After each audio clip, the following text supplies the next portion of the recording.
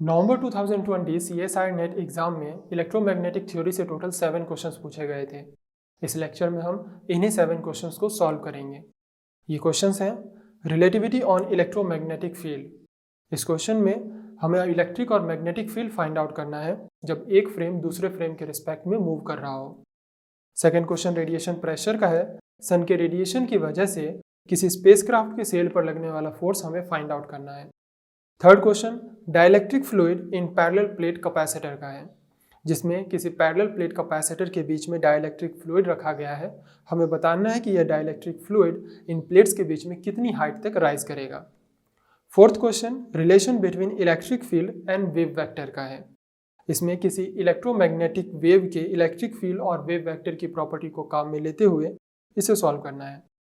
Fifth question superposition of charges का है, जिसमें किसी पर्टिकुलर चार्ज Q पर हमें नेट फोर्स फाइंड आउट करना है। Sixth question magnetic field due to infinitely long wires.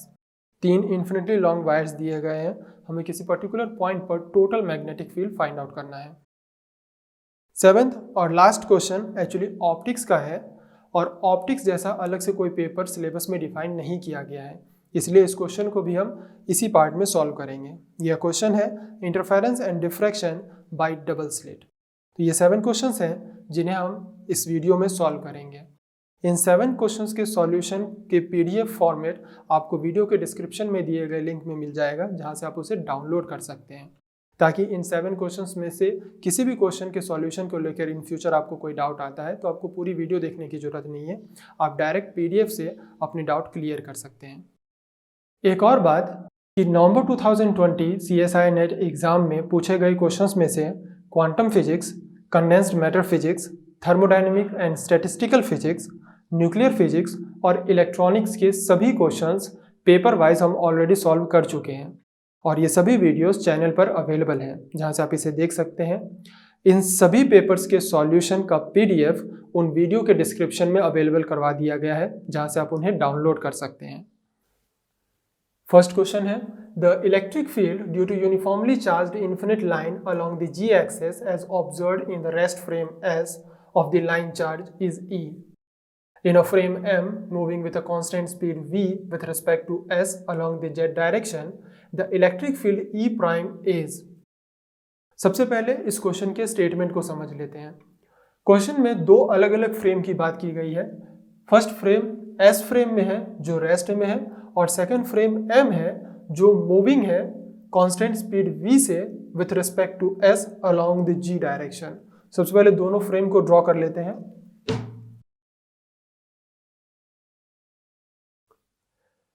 ये दो फ्रेम दिए गए हैं, एक फ्रेम S है जो रेस्ट में है, और इस फ्रेम S के G एक्सिस के अलॉन्ग एक लाइन चार्ज को डिस्ट्रीब्यूट किया गया है। दूसरा फ्रेम M फ्रेम है जो G एक्सिस के अलॉन्ग मूव कर रही है। तो मान लेते हैं कि जो S फ्रेम है ये x, y, g, x coordinate से मिलकर बना है, जबकि जो दूसरा M फ्रेम है इसके axis x prime, y prime और g प्राइम है। क्वेश्चन के अकॉर्डिंग हमें बताना है कि S फ्रेम में जो लाइन चार्ज का डिस्ट्रीब्यूशन है वो M फ्रेम के अकॉर्डिंग किस तरह का ऑब्जर्व होगा। दैट मीन्स अगर S फ्रेम में इलेक्ट्रिक फील्ड E जो गिवन है, इसके कंपोनेंट्स अगर EX, EY, EZ हो, तो M फ्रेम के रिस्पेक्ट में यही इलेक्ट्रिक फील्ड के कंपोनेंट्स क्या होंगे। इसे सॉल्व करने के लिए हमें दो बातों पर ध्यान देना होगा। पहली बात यह है कि इलेक्ट्रोमैग्नेटिक थ्योरी जो है वो मैक्सवेल के 4 इक्वेशंस पर बेस्ड है, जो कि स्पीड ऑफ लाइट c को डिफाइन करने के लिए दी गई थी।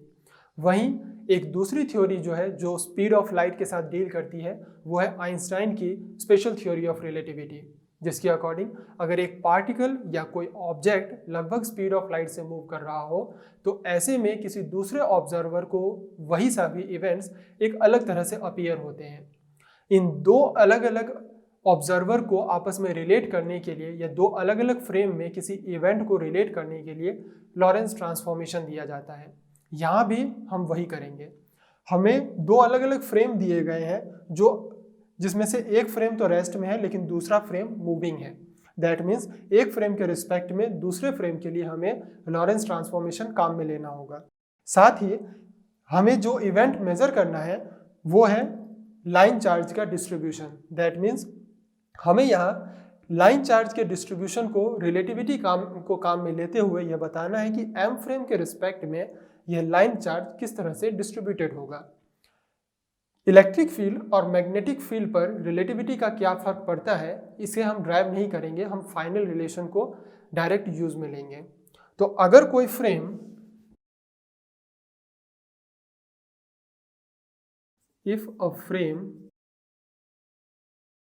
is moving along the g-axis, then जो मूविंग फ्रेम के रिस्पेक्ट में इलेक्ट्रिक और मैग्नेटिक फील्ड होंगे EX प्राइम इलेक्ट्रिक फील्ड का x कंपोनेंट है मूविंग फ्रेम के रिस्पेक्ट में, इसलिए हम इसे प्राइम फॉर्म में लिख रहे हैं। तो EX प्राइम ये इक्वल होता है गामा EX माइनस VBY के। सिमिलरली EY प्राइम इक्वल होता है गामा EY प्लस VBX के, और third component EZ prime EZ के। मैग्नेटिक फील्ड की बात करें तो BX प्राइम इक्वल होता है gamma BX plus V/C square EY, BY prime gamma BY minus V/C square EX, और BZ prime equals to BZ। ये 6 इक्वेशंस हैं जिनके जरिए इलेक्ट्रिक और मैग्नेटिक फील्ड को एक फ्रेम से दूसरे फ्रेम में ट्रांसफॉर्म किया जा सकता है। यहाँ एक बात जो ध्यान देने की है कि फ्रेम जिस एक्सेस के अलोंग मूव कर रही है उस एक्सेस के अलोंग इलेक्ट्रिक और मैग्नेटिक फील्ड में कोई चेंज नहीं आता है। क्वेश्चन के अकॉर्डिंग चूंकि एम फ्रेम जी एक्सेस के अलोंग मूव कर रही है इसलिए इलेक्ट्रिक और मैग्नेटिक फील्ड के जी कंपोनेंट में कोई चेंज नहीं आएगा, दोनों फ्रेम में वो सेम ही ऑब्जर्व होंगे। लेकिन जो परपेंडिकुलर एक्सेस हैं एक्स और वाई एक्सेस, उनके रिस्पेक्ट में इलेक्ट्रिक और मैग्नेटिक फील्ड दोनों वेरी कर जाते हैं, जिन्हें इन दोनों रिलेशन से दिया जाता है। नाउ क्वेश्चन पर लौटें तो क्वेश्चन में मैग्नेटिक फील्ड के बारे में कोई इंफॉर्मेशन नहीं दी गई है। दैट मीन्स हम मान सकते हैं कि यहाँ पर मैग्नेटिक फील्ड जो है वो 0 है। तो चूंकि मैग्नेटिक फील्ड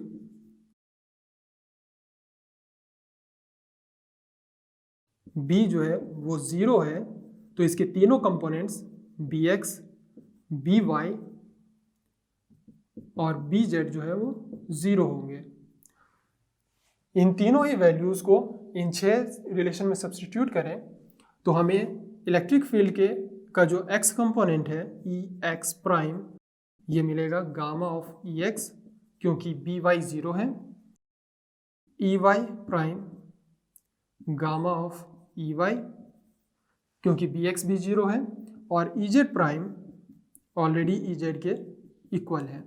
मैग्नेटिक फील्ड हमें फाइंड आउट नहीं करनी है क्योंकि ऑप्शन में मैग्नेटिक फील्ड पूछा ही नहीं गया, सिर्फ इलेक्ट्रिक फील्ड के ही ऑप्शंस दे रखे हैं। तो ये 3 इलेक्ट्रिक फील्ड के हमें कंपोनेंट्स मिले।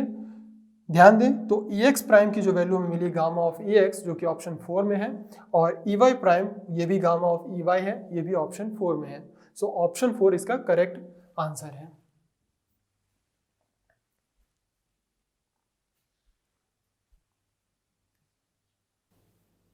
सेकेंड क्वेश्चन है, a spacecraft of mass m has a fully reflecting sail that is oriented perpendicular to the direction of the sun. The sun radiates 10 to the power 26 watt and has a mass 10 to the power 30 kilogram. Ignoring the effect of the planets for the gravitational pull of the sun to balance the radiation pressure on the sail, the area of the sail will be. इस question को सबसे पहले समझ लेते हैं। Question के according सन जो radiation emit कर रहा है उसकी वजह से स्पेसक्राफ्ट के सेल पर एक रेडिएशन प्रेशर क्रिएट हुआ है। हमें बताना है कि इस रेडिएशन प्रेशर को ग्रेविटेशनल फोर्स से बैलेंस करने के लिए सेल का सरफेस एरिया कितना होना चाहिए। इसे एक डायग्राम से समझते हैं। क्वेश्चन के अकॉर्डिंग सन से जो रेडिएशन एमिट हो रही है वह रेडिएशन इससे कुछ दूरी पर मौजूद स्पेसक्राफ्ट पर इंसिडेंट होती है और इस रेडिएशन की वजह से स्पेसक्राफ्ट के सेल पर एक प्रेशर क्रिएट होता है जिसे रेडिएशन प्रेशर कहते हैं, जिसकी डायरेक्शन सन से स्पेसक्राफ्ट की डायरेक्शन में होती है। लेकिन सन और स्पेसक्राफ्ट दोनों की अपने अपने मासेस हैं और इस मासेस की वजह से एक ग्रेविटेशनल फोर्स भी इनके बीच में लगता है। चूंकि सन का मास स्पेसक्राफ्ट के मास से काफ़ी ज़्यादा है, इसलिए इफेक्टिवली हम इस फोर्स की डायरेक्शन को ग्रेविटेशनल पुल की जो डायरेक्शन है वो सन की तरफ ले रहे हैं। नाउ क्वेश्चन में ये कहा गया है कि इस स्पेसक्राफ्ट के सेल का सरफेस एरिया कितना होना चाहिए ताकि यह रेडिएशन प्रेशर और ग्रेविटेशनल पुल एक दूसरे को बैलेंस कर दे। तो इसे समझने के लिए पहले हमें रेडिएशन प्रेशर को समझना होगा। जब भी कोई रेडिएशन किसी सरफेस पर इंसिडेंट होती है तो वह रेडिएशन उस सरफेस पर अपने मोमेंटम में आई चेंज की वजह से एक प्रेशर क्रिएट करती है जिसे रेडिएशन प्रेशर कहते हैं, जो इस बात पर डिपेंड करता है कि वह सरफेस जिस पर वह इंसिडेंट हुई है वह किस टाइप का है, एब्जॉर्बिंग है या रिफ्लेक्टिंग है। तो अगर सरफेस फुली एब्जॉर्बिंग हो तो ऐसे में radiation pressure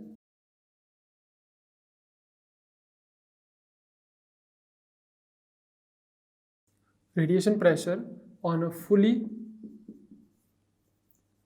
absorbing surface P radiation जो है वो इक्वल होती है I/C के, जहां I इलेक्ट्रोमैग्नेटिक रेडिएशन की इंटेंसिटी है और C स्पीड ऑफ लाइट है। लेकिन अगर सरफेस एब्जॉर्बिंग नेचर का ना होकर रिफ्लेक्टिंग नेचर का हो तो ऐसे में रेडिएशन प्रेशर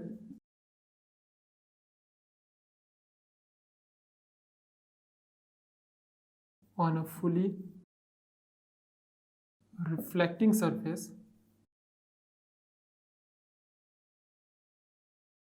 P रेडिएशन जो है ये 2 टाइम्स ऑफ I/C हो जाती है। ऐसा क्यों? अगर सरफेस एब्जॉर्बिंग है तो रेडिएशन उस सरफेस पर इंसिडेंट होगी और सरफेस द्वारा एब्जॉर्ब हो जाएगी। ऐसे में जो भी चेंज इन मोमेंटम होगा उसके कॉरस्पॉन्डिंग जो प्रेशर क्रिएट होगा वो I/C है। लेकिन अगर सरफेस रिफ्लेक्टिंग है तो पहले रेडिएशन इंसिडेंट होगी और फिर रिफ्लेक्ट बैक होगी। ऐसे में चेंज इन मोमेंटम जो डबल हो जाता है, जिसकी वजह से रेडिएशन प्रेशर जो है वो ट्वाइस ऑफ I/C आती है। और क्वेश्चन में मेंशन किया गया है कि जो सेल है वो फुली रिफ्लेक्टिंग है। दैट मीन्स जो रेडिएशन प्रेशर क्रिएट होगा सेल पर वो 2I/C के इक्वल होगा। बात करें इस I इंटेंसिटी की, तो किसी इलेक्ट्रोमैग्नेटिक रेडिएशन की इंटेंसिटी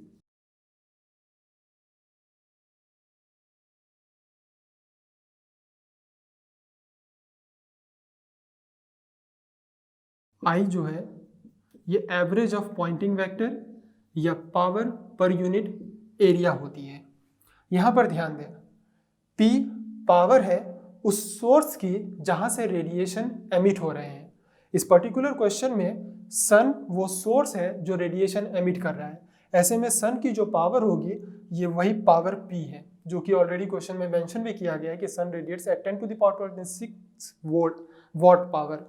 तो ये P वो पावर है उस सोर्स की जहाँ से रेडिएशन एमिट हो रहे हैं।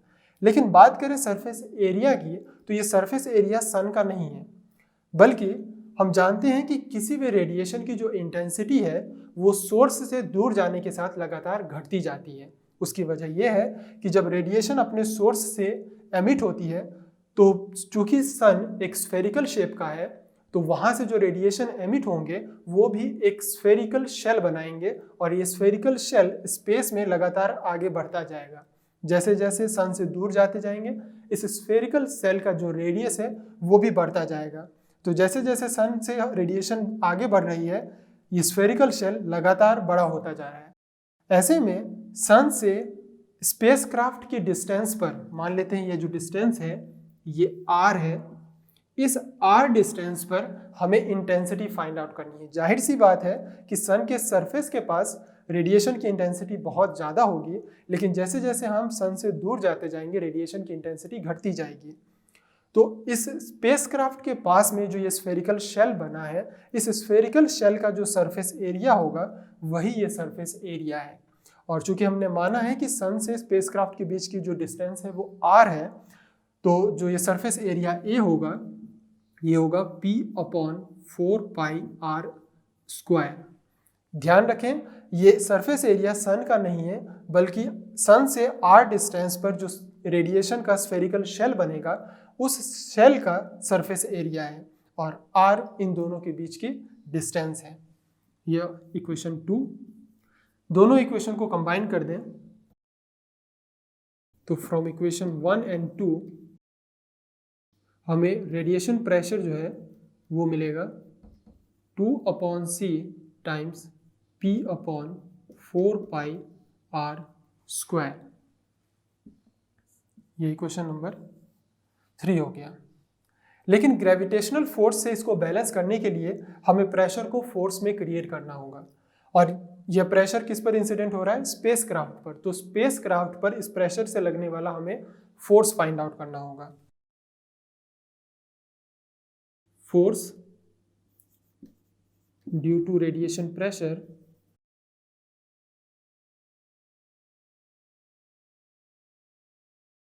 On sail. फोर्स इक्वल होता है प्रेशर टाइम्स सरफेस एरिया के, उस सरफेस एरिया के जिस पर वह प्रेशर क्रिएट हो रहा है। अब यहां ध्यान दें ये सरफेस एरिया अलग है, इसलिए हमने इसे ए प्राइम से लिखा है।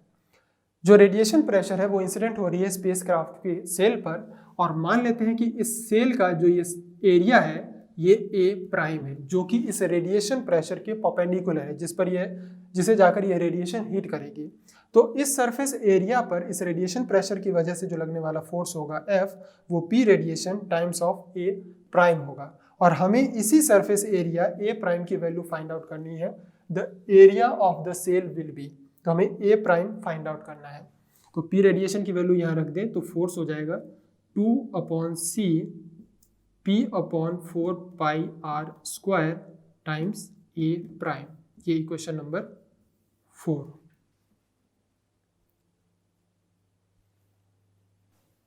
ऑलराइट, तो रेडिएशन प्रेशर की वजह से सेल पर लगने वाला फोर्स हम ऑलरेडी कैलकुलेट कर चुके हैं। अब बात करते हैं ग्रेविटेशनल पुल की। तो दो ऑब्जेक्ट के बीच में लगने वाला ग्रेविटेशनल फोर्स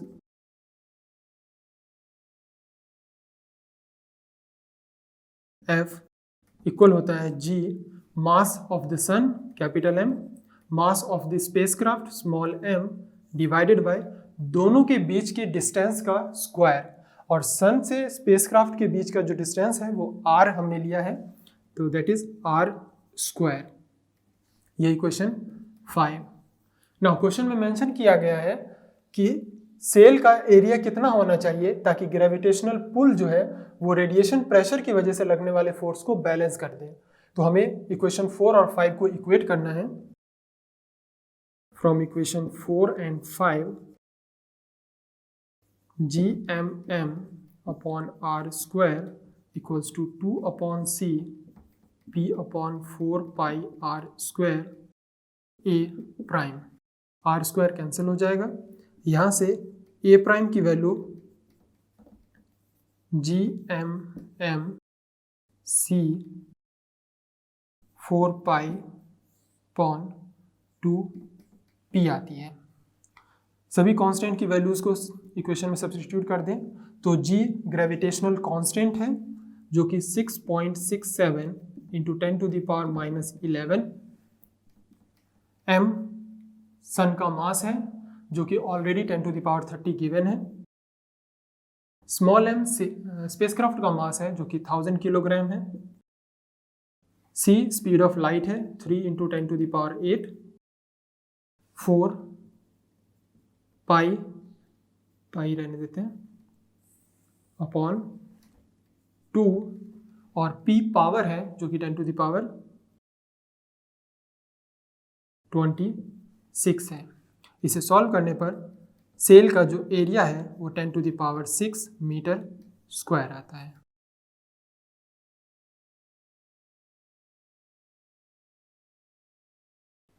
थर्ड क्वेश्चन है a parallel plate capacitor with a rectangular plates of length L, width B and plate separation D is held vertically on the surface of a dielectric liquid of dielectric constant K and density ρ as shown in the figure. The length and width are enough for edge effects to be neglected. The plates of the capacitor are kept at a constant voltage difference V ignoring effects of surface tension, the height h up to which the liquid level rises inside the capacitor is। इस question को solve करने से पहले हमें capacitor और dielectric fluid के बारे में कुछ इंपॉर्टेंट बातें जाननी होगी। क्वेश्चन में चूंकि पैरेलल प्लेट कैपेसिटर की बात कही गई है, तो ये एक पैरेलल प्लेट कैपेसिटर ले लेते हैं जिसके दो प्लेट्स हैं और इन दोनों प्लेट्स को बैटरी से कनेक्ट किया गया है। जब एक पैरेलल प्लेट कैपेसिटर को बैटरी से कनेक्ट करते हैं तो ये दोनों प्लेट्स आपस में चार्ज हो जाती हैं और इस चार्ज होने की वजह से इनमें एनर्जी स्टोर होती है। इस पैरेलल प्लेट कैपेसिटर का जो कैपेसिटेंस है C, वो दिया जाता है epsilon not A upon D से, जहां A इस प्लेट का सरफेस एरिया है और D इन दोनों प्लेट के बीच का सेपरेशन है। लेकिन अगर इस पैरेलल प्लेट के बीच में कोई हम डाइलेक्ट्रिक फ्लूइड रख दें या कोई भी डाइलेक्ट्रिक मटेरियल रख दें जिसका डाइलेक्ट्रिक कांस्टेंट K हो, तो ऐसे में इसका जो कैपेसिटेंस है वो चेंज होकर K times of epsilon not A upon D हो जाता है। दैट मीन्स अगर प्लेट्स के बीच में कोई डाइलेक्ट्रिक मटेरियल रखते हैं तो उसका कैपेसिटेंस जो है वो K टाइम्स इंक्रीज हो जाता है। एक बात और ध्यान रखें कि अगर सिस्टम में दो या दो से ज़्यादा कैपेसिटर्स मौजूद हैं, पैरेलल प्लेट कैपेसिटर्स मौजूद है, तो उन्हें कंबाइन करने के दो तरीके हो सकते हैं। या तो उन्हें सीरीज में कंबाइन किया जाएगा या पैरेलल कंबाइन किया जाएगा। अगर पैरेलल कॉम्बिनेशन की बात करें तो पैरेलल कॉम्बिनेशन का मतलब है कि अगर दो कैपेसिटर दिए गए हैं तो वो पैरेलली तब कंबाइन कहलाएंगे जब इनके पॉजिटिव टर्मिनल्स बैटरी के सेम टर्मिनल से कनेक्टेड हों।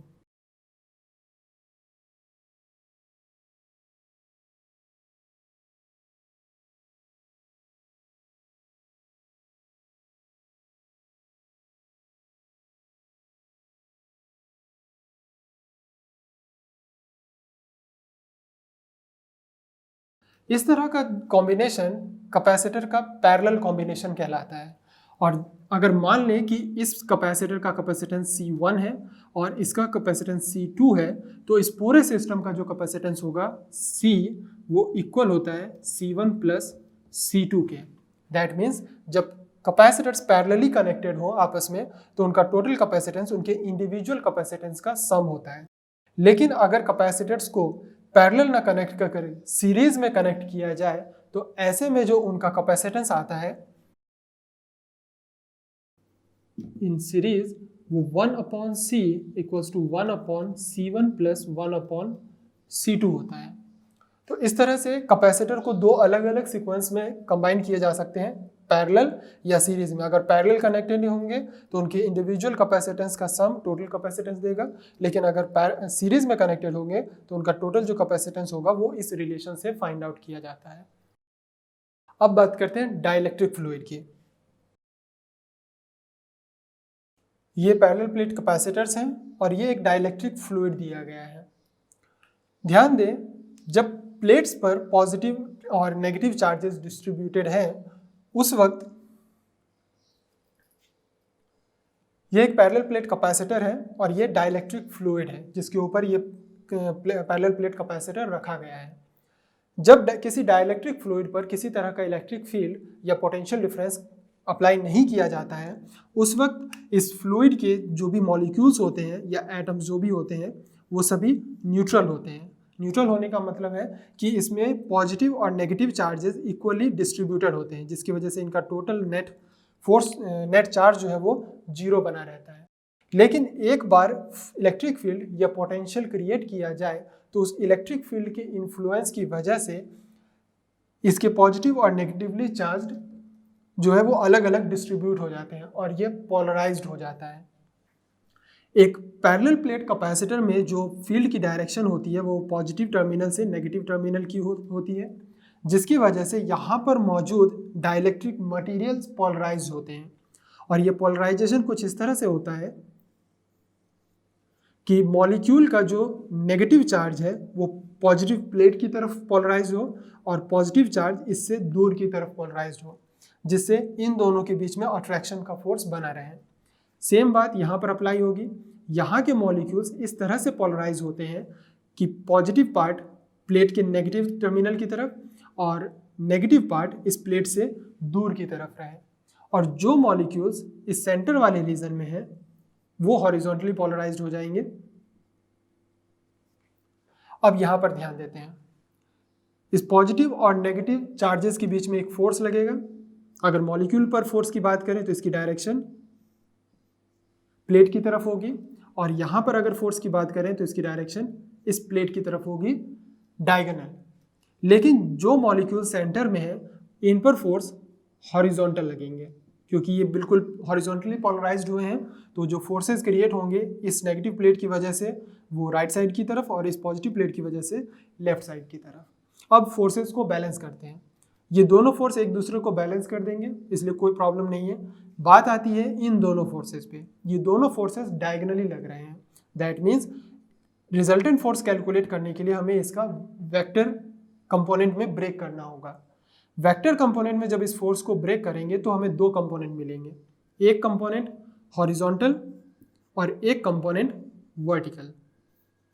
हॉरिजॉन्टल कंपोनेंट तो एक दूसरे को बैलेंस कर देंगे, लेकिन दोनों वर्टिकल कंपोनेंट सेम डायरेक्शन में हैं, जिसकी वजह से एक नेट फोर्स क्रिएट होगा जो कि अपवर्ड डायरेक्शन में होगा। इसी नेट फोर्स की वजह से ये मॉलिक्यूल्स या यूं कहें डाइलेक्ट्रिक फ्लूइड इस प्लेट्स के बीच में राइज करना स्टार्ट करती है और एक पर्टिकुलर लेवल तक राइज कर जाती है। इस लेवल तक राइज करने के बाद ये और राइज नहीं कर सकती। क्यों? क्योंकि जैसे जैसे फ्लूइड इस प्लेट्स के बीच में राइज करेगी, इतने पार्ट पर एक ग्रेविटेशनल फोर्स लगेगा जिसकी डायरेक्शन डाउनवर्ड होगी। तो एक पॉइंट ऐसा आएगा जब ये अपवर्ड डायरेक्शन में लगने वाला फोर्स इस डाउनवर्ड डायरेक्शन में लगने वाले ग्रेविटेशनल फोर्स को बैलेंस कर दे, और जैसे ही ये दोनों फोर्स बैलेंस होंगे, डाइलेक्ट्रिक फ्लूइड का प्लेट्स के बीच में राइज होना बंद हो जाएगा।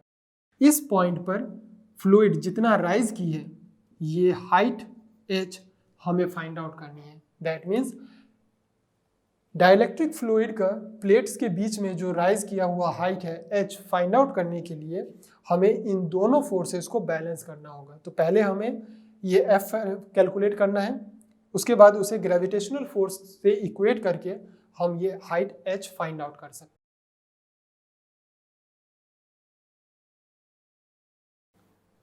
अब क्वेश्चन पे लौटते हैं। तो क्वेश्चन में के इस अपर वाले पार्ट पर ध्यान दें,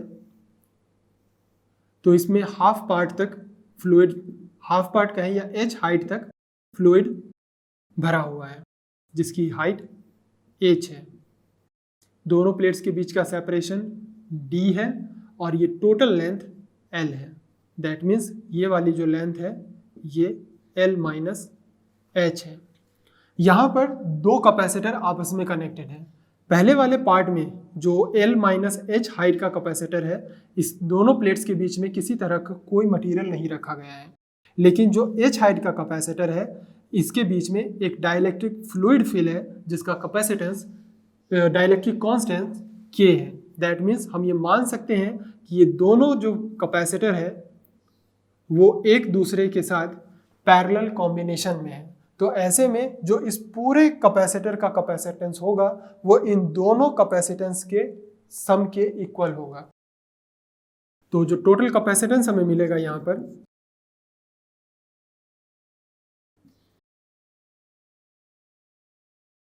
C वो इक्वल होगा C1 प्लस C2 के, जहां C1 इस वाले एरिया का, इस वाले कैपेसिटर का कैपेसिटेंस है और C2 इस वाले कैपेसिटर का कैपेसिटेंस है जिसमें डाइलेक्ट्रिक फ्लूइड फिल किया गया है। दोनों की वैल्यूज रख दें तो C1 epsilon not A upon D और C2 K times of epsilon not A upon D होगा। D दोनों प्लेट्स के बीच का सेपरेशन है जो कि दोनों के लिए D ही है, लेकिन सरफेस एरिया की बात करें तो ये अलग अलग है। क्वेश्चन में प्लेट का विड्थ तो B गिवन है, लेकिन अगर इसके हाइट की बात करें तो इसका हाइट L माइनस एच है। तो ऐसे में जो विड्थ होगी एप्सिलॉन नॉट वो हो जाएगी L minus H times width B के upon D plus K epsilon not a, इस वाले के लिए area H times B upon D के, ठीक है। यहाँ से epsilon naught B upon D को कॉमन ले लें तो ये हो जाएगा L minus H plus K times of H, या फिर epsilon naught B upon D, L यहाँ से K को कॉमन ले लें, K माइनस 1 तो ये H, that is equation 1।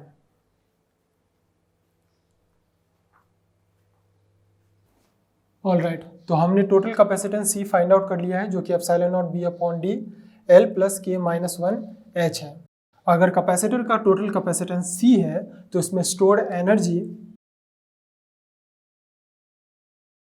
Electric potential energy stored in capacitor U जो है वो 1 अपॉन 2 C V स्क्वायर होती है, ये हो जाएगा 1 upon 2 epsilon naught B V square upon D L plus K minus 1 H, question number 2। और अगर पोटेंशियल एनर्जी इतनी है तो फोर्स क्या होगा? Force on dielectric fluid, ठीक है। तो जनरली फोर्स F जो है, अगर इसे पोटेंशियल एनर्जी के साथ इक्वेट करते हैं तो ये माइनस du ओवर dx होती है, जहाँ x डिस्प्लेसमेंट जो है वो वेरिएबल होता है, लेकिन यहाँ वेरिएबल क्वांटिटी क्या है? h है। जैसे जैसे फ्लूइड इस प्लेट्स के बीच में राइज करेगा h की वैल्यू चेंज होती जाएगी, तो इसलिए हम फोर्स को F को जो है वो माइनस du ओवर dh लिख रहे हैं, क्योंकि h वेरिएबल है। माइनस को हटाकर इसे मोड के फॉर्म में लिखें तो सिंपली du ओवर dh लिख सकते हैं, क्योंकि माइनस साइन डायरेक्शन के लिए दिया जाता है, तो F जो है वो du ओवर dh हो जाएगा। नाउ F इक्वल हो जाएगा, इसे h के रिस्पेक्ट में डिफरेंशिएट कर दें तो 1/2 epsilon naught B V square upon D K minus 1, equation number 3। Okay, तो एक फोर्स हम फाइंड आउट कर चुके हैं, force on the dielectric fluid, जो कि F आया है, वो है 1/2 epsilon naught B over D K minus 1 V square. अब हमें second force gravitational force find out करना है, जो इसे बैलेंस कर सके। तो ग्रेविटेशनल फोर्स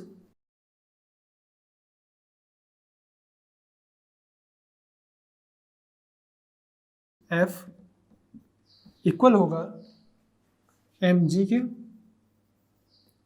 और मास इक्वल होता है वॉल्यूम टाइम्स डेंसिटी रो, और ये g।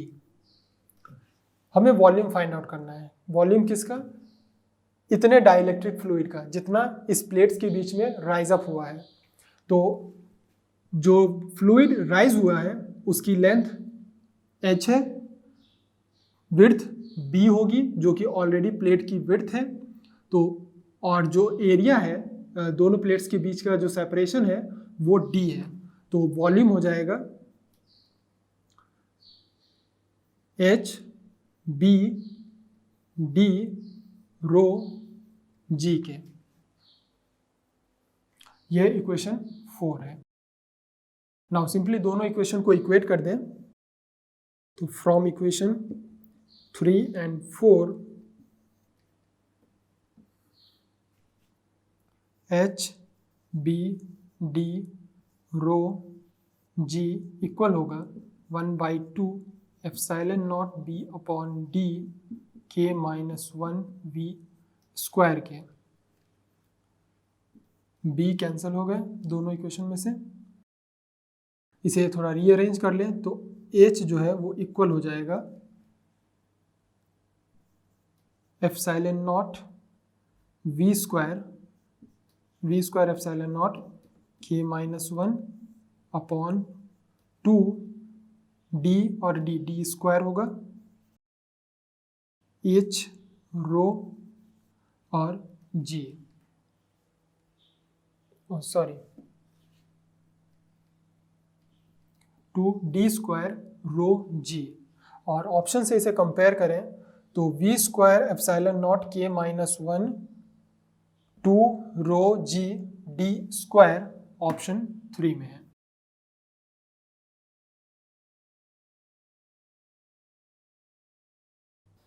नेक्स्ट क्वेश्चन है, let E vector is E naught cos 2x plus 3y minus omega t, where omega is a constant, be the electric field of an electromagnetic wave traveling in vacuum.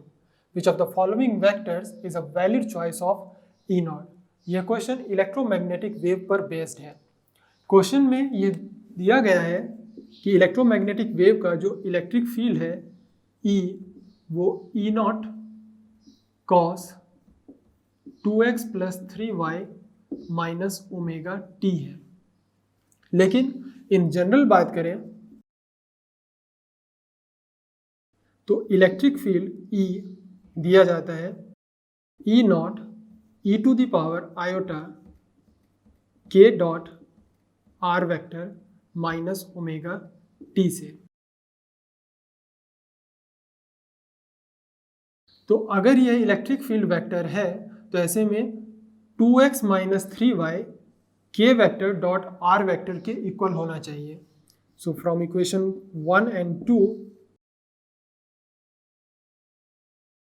k vector dot r vector equal होना चाहिए 2x plus 3y के। बात करें k vector जो कि propagation vector होता है, ये इक्वल होगा kx i cap ky j cap plus ky kz k cap के। बात करें r वेक्टर की तो r वेक्टर होगा x i cap plus y j cap plus z k cap के। तो k vector dot r vector equal होगा kx x plus ky y plus kz z, that is 2x plus 3y। Components को आपस में compare करें तो इन दोनों से kx इक्वल होगा 2k, इन दोनों से ky इक्वल होगा 3k, जबकि kz 0 होगा। तो इन वैल्यूज़ को इस k प्रोपगेशन वेक्टर में सब्सटीट्यूट कर दें तो इस इलेक्ट्रोमैग्नेटिक वेव का प्रोपगेशन वेक्टर इक्वल होगा 2i cap plus 3j cap के। इलेक्ट्रोमैग्नेटिक वेव की एक प्रॉपर्टी है कि वेव का जो इलेक्ट्रिक फील्ड है, मैग्नेटिक फील्ड और प्रोपगेशन वेक्टर तीनों एक दूसरे के परपेंडिकुलर होते हैं। तो अगर k इस इलेक्ट्रोमैग्नेटिक वेव की प्रोपगेशन वेक्टर है और इन चारों में से कोई एक उसके इलेक्ट्रिक फील्ड को रिप्रेजेंट कर रहा है, तो इलेक्ट्रिक फील्ड और प्रोपगेशन वेक्टर के बीच का जो डॉट प्रोडक्ट है वो 0 आना चाहिए, क्योंकि अगर दो वेक्टर परपेंडिकुलर होंगे तो उनका डॉट प्रोडक्ट 0 होगा। तो हम इस प्रोपगेशन वेक्टर k का इन चारों ऑप्शन के साथ अलग अलग डॉट प्रोडक्ट चेक करेंगे और जिस भी ऑप्शन के साथ डॉट प्रोडक्ट 0 आता है वही ऑप्शन वैलिड चॉइस होगा इलेक्ट्रिक फील्ड का। तो आप चारों ऑप्शन के साथ इसे ट्राई कर लें। मैं आपको डायरेक्ट फोर्थ ऑप्शन के साथ इसके डॉट प्रोडक्ट चेक करके बता रहा हूँ। So for option 4 k vector dot E not vector, k vector है हमारे पास 2i cap plus 3j cap, और ई नॉट वेक्टर फोर्थ ऑप्शन से चलें तो i cap minus 2/3j cap, i cap dot i cap 1, so 2 minus j cap dot j cap 1, तो 3 into 2/3 जो कि equal to 0 है। दैट मीन्स फोर्थ ऑप्शन इस electromagnetic wave के इलेक्ट्रिक फील्ड का वैलिड चॉइस है।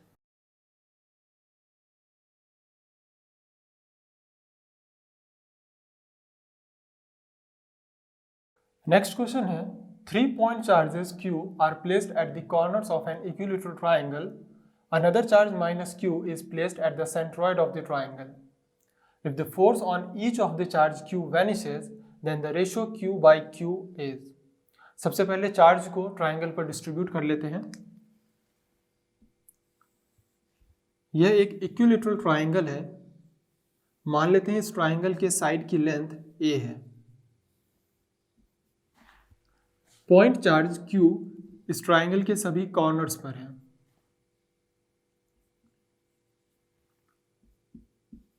मान लेते हैं ये कॉर्नर्स हैं a, b और c, और एक चार्ज माइनस q जिसे सेंट्रॉइड पर रखा गया है।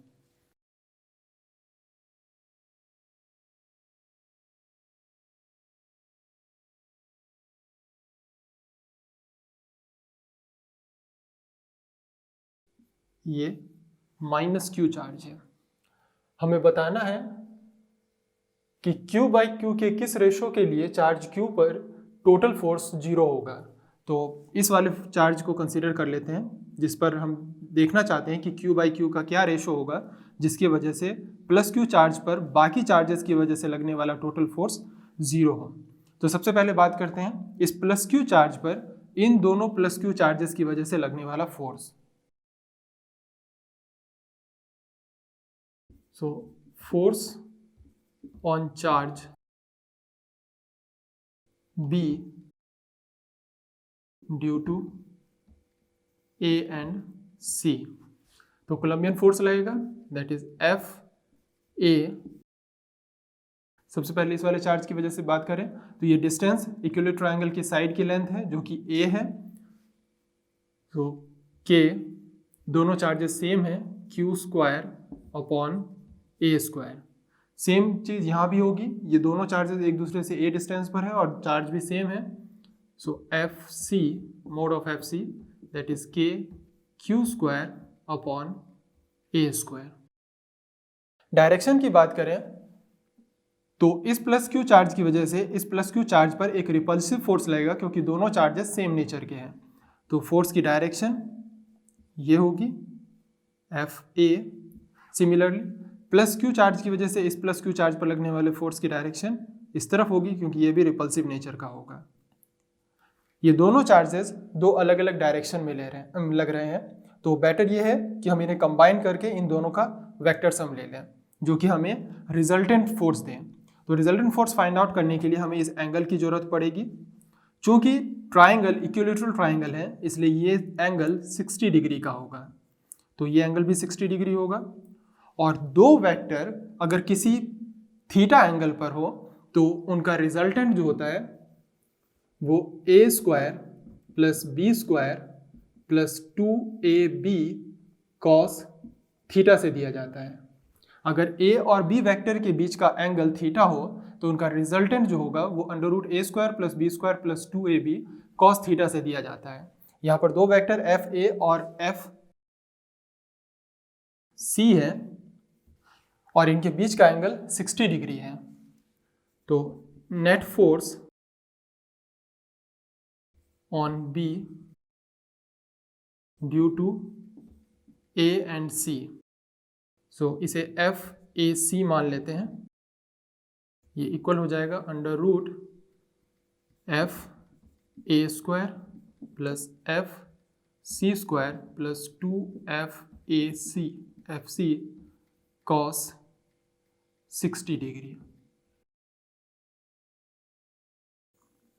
Okay, FA square that is KQ square upon A square, KQ square upon A square plus 2 FA और FC दोनों सेम ही है KQ square upon A square और cos 60 डिग्री 1/2, ये 2 कैंसिल, ये हो जाएगा under root 3 KQ square upon A square that is mod of FAC।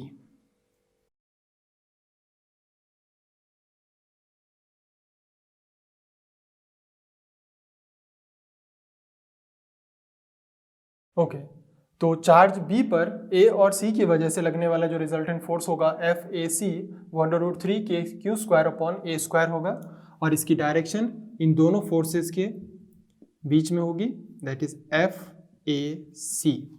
अब बात करते हैं इस प्लस Q चार्ज की वजह से इस माइनस Q चार्ज पर लगने वाले फोर्स की। तो force on plus Q due to minus Q charge. Okay, so that is F Q K Q Q upon distance का स्क्वायर, डिस्टेंस प्लस क्यू से माइनस क्यू तक के डिस्टेंस का स्क्वायर. तो हमें ये डिस्टेंस फाइंड आउट करना होगा. इसे फाइंड आउट करने के लिए इस ट्राइंगल को बाहर निकाल लेते हैं.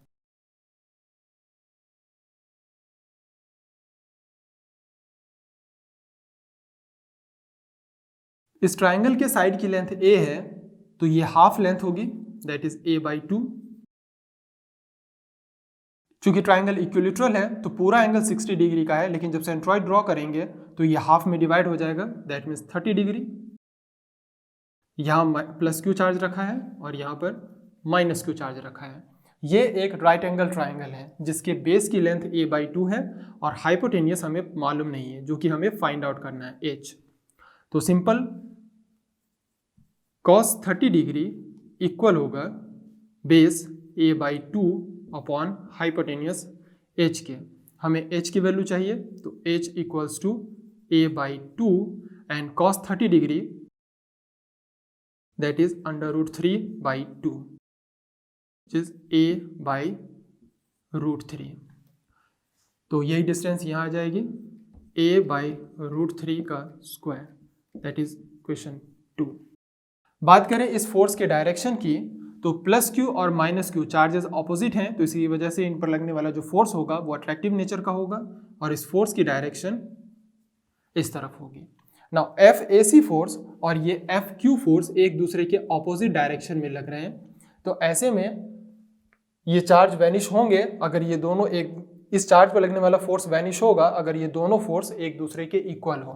तो दोनों फोर्सेस को इक्वेट कर दें. From equation 1 and 2, k q q upon a/√3 whole square that is equals to √3 k q square upon a square. k से k कैंसिल, एक q से q cancel, a square to a square cancel, and this one is equals to, simply इसे आप solve कर लें तो q upon q की value आपको 1/√3 मिल जाती है, जो कि ऑप्शन 2 है.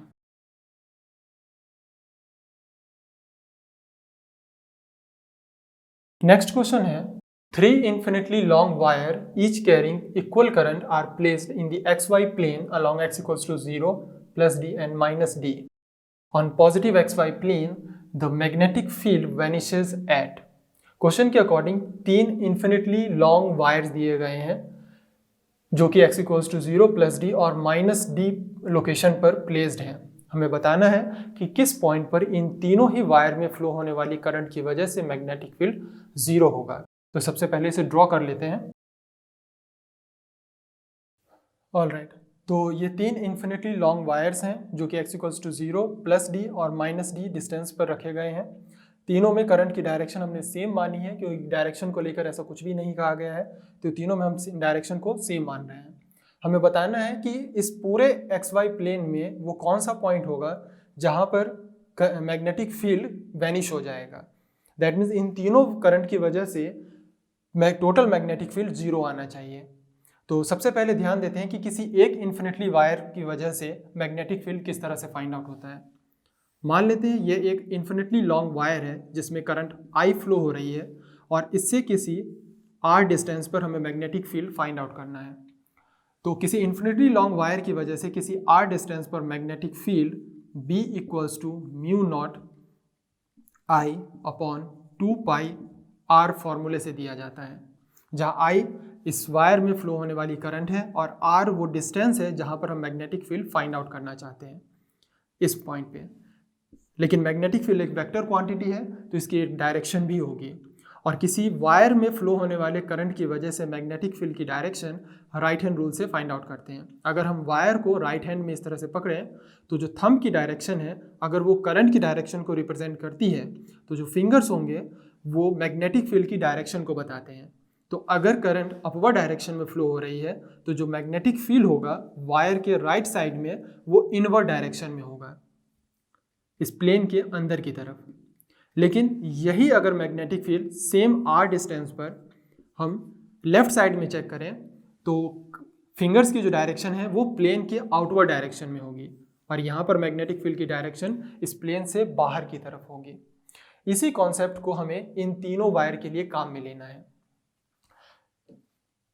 ध्यान दें, यहाँ पर 3 वायर दे रखे हैं जिसे हमने नेम दे रखा है 1, 2 और 3। अगर हम कोई भी पॉइंट इन तीनों वायर के एक्सट्रीम लेफ्ट में ले लेते हैं, मान लेते हैं यहाँ पर कोई पॉइंट है जहाँ पर हम सोचते हैं कि मैग्नेटिक फील्ड 0 होनी चाहिए, तो क्या सच में ऐसी हो पाएगी? अगर हम कोई भी पॉइंट यहाँ लेते हैं तो तीनों ही वायर्स की वजह से इस पॉइंट पर जो मैग्नेटिक फील्ड की डायरेक्शन होगी वो आउटवर्ड प्लेन के बाहर की तरफ ही होगी, क्योंकि तीनों ही पॉइंट लेफ्ट साइड में आ रहे हैं, वायर के लेफ्ट साइड में है और वायर के लेफ्ट साइड में मैग्नेटिक फील्ड की जो डायरेक्शन है वो प्लेन के आउटवर्ड होती है। तो तीनों ही वायर्स की वजह से इस पॉइंट पर मैग्नेटिक फील्ड B1, B2 और B3 जो है वो आउटवर्ड डायरेक्शन में ही होंगे और तीनों मैग्नेटिक फील्ड चूंकि बाहर की तरफ ही है, आउटवर्ड डायरेक्शन में है, तो इनका सम कभी 0 हो ही नहीं सकता, बल्कि ये तीनों एड अप हो जाएंगे। तो इस वायर के लेफ्ट साइड में तो कोई पॉइंट ऐसा हो नहीं सकता जहां पर magnetic field, total magnetic field 0 हो जाए। सेम सिचुएशन इस थर्ड वायर के राइट साइड में भी है। अगर हम कोई पॉइंट यहाँ पर ले लेते हैं जहां पर हमें लगे कि मैग्नेटिक फील्ड 0 होना चाहिए, तो यहाँ पर जब हम मैग्नेटिक फील्ड की डायरेक्शन चेक करेंगे तो ये मैग्नेटिक फील्ड इनवर्ड डायरेक्शन में होगा, इस प्लेन के इनवर्ड होगा और तीनों ही वायर की वजह से फील्ड की डायरेक्शन यही होगी। अगेन चूंकि डायरेक्शन सेम है तो टोटल मैग्नेटिक फील्ड जो है वो इन तीनों का एडअप होगा और कभी भी उस पॉइंट पर मैग्नेटिक फील्ड 0 नहीं हो सकता। तो एक बात तो क्लियर है कि वो पॉइंट जहां पर मैग्नेटिक फील्ड वैनिश हो रहा हो वो इस वायर के लेफ्ट में या इस वाले वायर के राइट में तो नहीं हो सकता, इन दोनों वायर के कहीं बीच में होगा। मान लेते हैं फॉर एग्जाम्पल कि वो पॉइंट यहाँ पर है और ये पॉइंट इस सेंटर वायर से x डिस्टेंस पे है और हम ये अज्यूम करके चल रहे हैं कि इस पॉइंट पर मैग्नेटिक फील्ड 0 हो ही जाएगा। तो सबसे पहले डायरेक्शन देखें, ये पॉइंट इन दोनों वायर 1 और 2 के राइट साइड में है। दैट मीन्स B1 की वजह से जो मैग्नेटिक फील्ड होगा वो इनवर्ड डायरेक्शन में होगा, B2 की वजह से मैग्नेटिक फील्ड भी इनवर्ड डायरेक्शन में होगा, लेकिन B3 की वजह से जो मैग्नेटिक फील्ड आएगा वो आउटवर्ड डायरेक्शन में होगा। और इस पॉइंट पर मैग्नेटिक फील्ड 0 हो सकता है अगर B1 और B2 का सम B3 के इक्वल हो, क्योंकि इन दोनों की डायरेक्शन इसके ऑपोजिट है और अगर B1 और B2 का सम B3 के इक्वल आता है तो ये दोनों एक दूसरे को कैंसिल आउट कर देंगे और इस पॉइंट पर टोटल मैग्नेटिक फील्ड 0 हो जाएगा। तो कुल मिला के हमें इस डिस्टेंस x की वैल्यू फाइंड आउट करनी है। तो ये पॉइंट जो भी पॉइंट P हमने लिया है ये सेंटर वायर से तो x डिस्टेंस पर है, लेकिन फर्स्ट वायर से ये टोटल डिस्टेंस d है तो d प्लस x डिस्टेंस पर होगी और थर्ड वायर से d माइनस x डिस्टेंस पर होगी। तो इन तीनों ही वायर की वजह से पहले मैग्नेटिक फील्ड फाइंड आउट कर लेते हैं।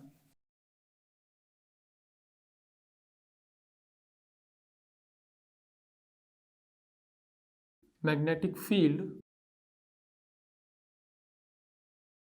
Due to wire 1, 2 and 3।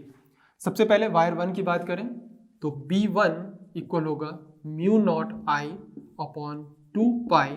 अब डिस्टेंस d प्लस एक्स है उस पॉइंट की तो d plus x.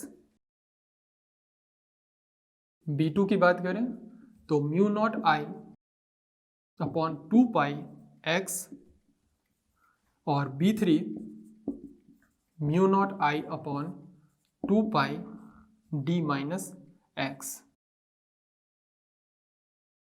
Point P पर मैग्नेटिक फील्ड के वैनिश होने के लिए जरूरी है कि B1 और B2 का सम B3 के इक्वल हो और ऑपोजिट डायरेक्शन में हो।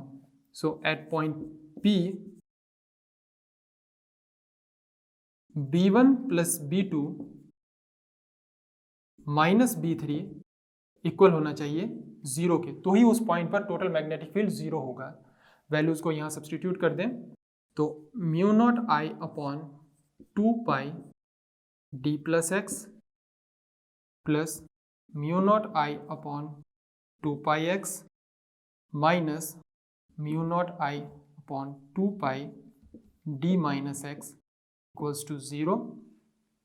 Mu naught I upon 2 pi को कॉमन लेके बाहर निकाल सकते हैं, तो ये बच जाएगा 1 upon D plus X plus 1 upon X minus 1 upon D minus X, that is equals to 0। इसे सिंपली सॉल्व कर लेंगे, आप इसे खुद से सॉल्व कर लें। सॉल्व करने पर आपको यहाँ पर इक्वेशन मिलेगी D square minus 3x square equals to 0। LCM लेकर जब सॉल्व करेंगे तो फाइनल इक्वेशन हमें ये मिलेगी D square minus 3x square equals to 0, और यहाँ से x की वैल्यू हमें plus minus D upon under root 3 मिलती है। ध्यान दें x की वैल्यू प्लस माइनस में आई है, प्लस डी बाई रूट 3 तो समझ में आता है ये वाली जो डिस्टेंस है ये प्लस डी बाई रूट 3 की है, लेकिन एक और वैल्यू है माइनस डी बाई रूट 3 जो कि इस तरफ होगी, और ये पॉइंट भी पॉसिबल है क्योंकि अगर ये पॉइंट क्यों लेते हैं तो इस पॉइंट पर इन दोनों वायर्स की वजह से मैग्नेटिक फील्ड B2 और B3 जो होंगे वो आउटवर्ड डायरेक्शन में होंगे, लेकिन B1 फर्स्ट वायर की वजह से मैग्नेटिक फील्ड इनवर्ड डायरेक्शन में होगी। और इस वाले पॉइंट पर B2 और B3 का सम B1 के इक्वल होगा, जहां ये एक दूसरे को कैंसिल आउट कर देंगे, और पॉइंट Q पर भी हमें मैग्नेटिक फील्ड 0 मिलेगा। इसलिए प्लस डी बाई रूट 3 और माइनस डी बाई रूट 3 दोनों ऐसे पॉइंट हैं जहां टोटल मैग्नेटिक फील्ड 0 होगा, इसलिए ऑप्शन 4 करेक्ट है।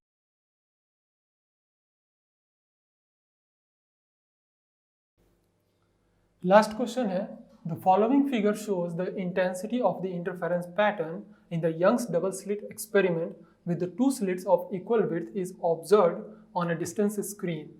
If the separation between the slits is doubled and width of each of the slits is halved, then the new interference pattern is best represented by। यह question optics के interference और diffraction pattern पर based है। Question में एक double slit experiment दिया गया है जिससे बनने वाले इंटरफेरेंस पैटर्न को डिस्प्ले किया गया है। हमें बताना है कि अगर इस डबल स्लिट एक्सपेरिमेंट में हम स्लिट्स के बीच के सेपरेशन को डबल कर दें और स्लिट्स की विड्थ को हाफ कर दें तो ऐसे में इंटरफेरेंस पर क्या फ़र्क पड़ेगा। ये एक इंटरफेरेंस ऑलरेडी दिया गया है, इंटरफेरेंस पैटर्न गिवन है। हमें बताना है कि इस इंटरफेरेंस पैटर्न में जो चेंज आएगा वो चेंज किस तरह का होगा। 4 ऑप्शन दिए गए हैं, आप इन चारों में से चेक करेंगे कि कौन सा ऑप्शन इसे बेस्ट रिप्रेजेंट करता है अगर हम इस स्लिट्स के विड्थ को चेंज कर दें या सेपरेशन को चेंज कर दें। इस क्वेश्चन को सॉल्व करने से पहले हम एक यंग डबल स्लिट एक्सपेरिमेंट को समझ लेते हैं। यंग डबल स्लिट एक्सपेरिमेंट में 2 स्लिट्स हैं, मान लेते हैं यह S1 है और ये S2 है। दोनों ही स्लिट्स इक्वल विड्थ के हैं, मान लेते हैं इनकी विड्थ A है, और दोनों स्लिट्स के बीच का जो सेपरेशन है ये D है। स्लिट से कुछ डिस्टेंस पर एक स्क्रीन रखी गई है, ये सेपरेशन L है। इस स्क्रीन पर हमें इंटरफेरेंस पैटर्न मिलता है। तो ये काम कैसे करेगा, जब वेव इस पर इंसिडेंट होगी तो दोनों स्लिट से ये 2 पार्ट में सेपरेट हो जाएंगी और दोनों वेव आगे मूव करते हुए किसी पॉइंट पर एक दूसरे पर सुपर इम्पोज होगी जहाँ पर हमें इंटरफेरेंस पैटर्न मिलेगा। ये कोई पॉइंट P है जिसकी इस सेंटर पॉइंट से डिस्टेंस y है।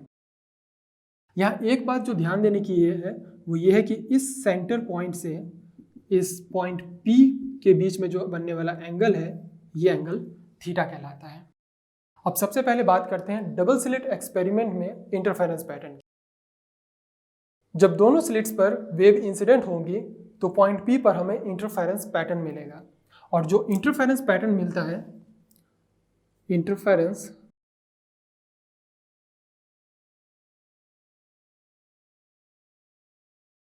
ड्यू टू डबल स्लिट, यह इंटरफेरेंस पैटर्न कुछ इस तरह का मिलता है।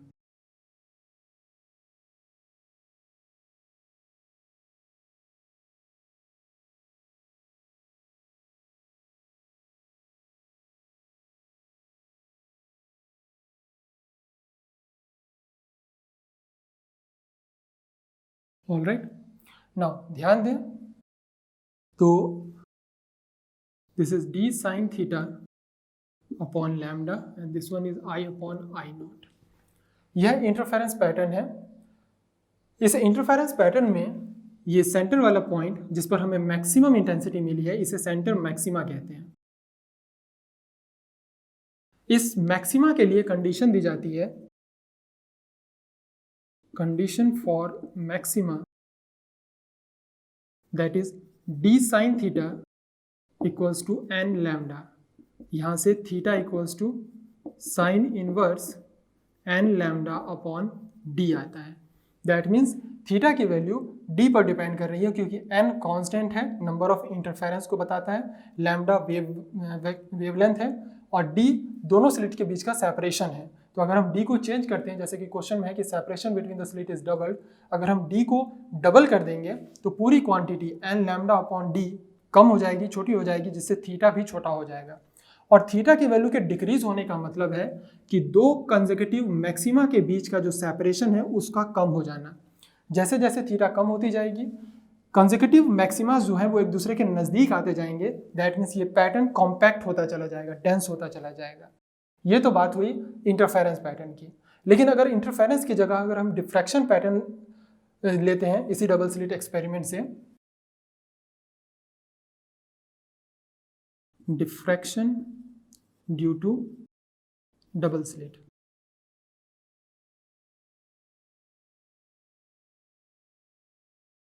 ओके, तो जो डिफ्रैक्शन पैटर्न हमें मिलता है वो कुछ इस तरह का आता है।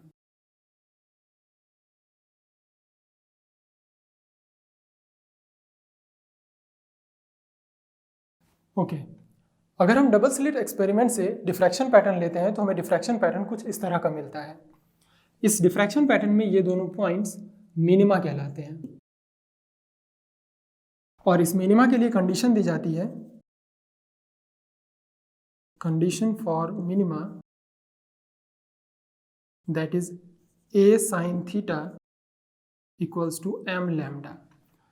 डिफ्रैक्शन पढ़ते समय आपने यह पढ़ा होगा कि डिफ्रैक्शन के लिए जरूरी है कि जो वेव स्लिट से होकर पास होने वाली है उसके वेवलेंथ की ऑर्डर स्लिट के साइज के ऑर्डर की होनी चाहिए, तो ही हमें डिफ्रैक्शन पैटर्न मिलता है।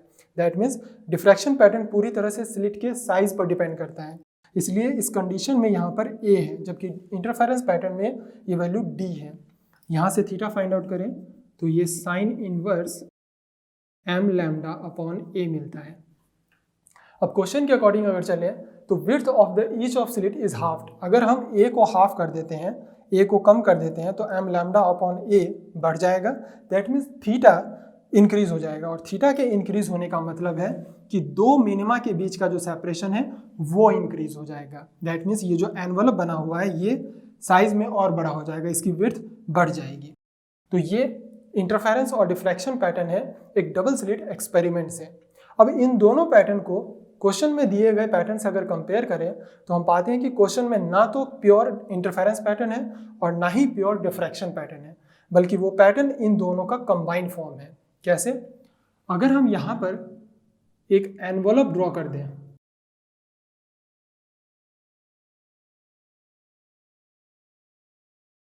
तो अब आप क्लियरली देख सकते हैं कि ये वाला जो एनवलप ड्रॉ हुआ है वो तो इसके डिफ्रैक्शन पैटर्न की वजह से है, और इस एनवलप में जो पैटर्न्स बन रहे हैं वो इसके इंटरफेरेंस पैटर्न है। दैट मीन्स क्वेश्चन में दिया गया पैटर्न ना तो प्योर इंटरफेरेंस है ना ही प्योर डिफ्रैक्शन है, बल्कि इंटरफेरेंस प्लस डिफ्रैक्शन पैटर्न का सुपरपोजिशन है। तो सबसे पहले इन दोनों पैटर्न्स को आपस में कंबाइन करके देखते हैं कि किस तरह से A और D स्लिट की विड्थ और स्लिट के बीच का सेपरेशन इन दोनों के कंबाइंड पैटर्न को इफेक्ट करता है। ओके, ये एक डबल स्लिट एक्सपेरिमेंट से मिलने वाले इंटरफेरेंस प्लस डिफ्रैक्शन पैटर्न का कंबाइंड फॉर्म है। इसमें यह जो एनवलप बना हुआ है बड़ा वाला, इसे ये ड्यू टू डिफ्रैक्शन है,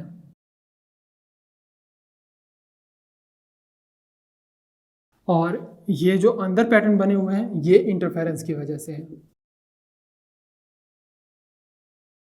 अब ध्यान दें, ये इस इंटरफेरेंस पैटर्न का सेंटर मैक्सिमा है और ये दूसरा मैक्सिमा है, और इन दोनों के बीच का जो सेपरेशन है ये डिटरमाइन किया जाता है, डिटरमाइन बाय द सेपरेशन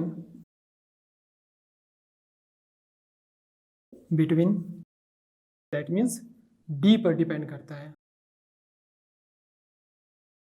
दो इंटरफेरेंस पैटर्न के दो मैक्सिमा के बीच का जो सेपरेशन है इसे हम स्लिट के बीच के सेपरेशन d से डिटरमाइन कर सकते हैं।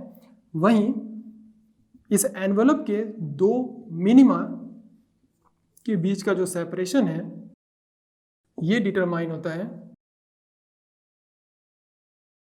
Bye the width of slit, that means a से।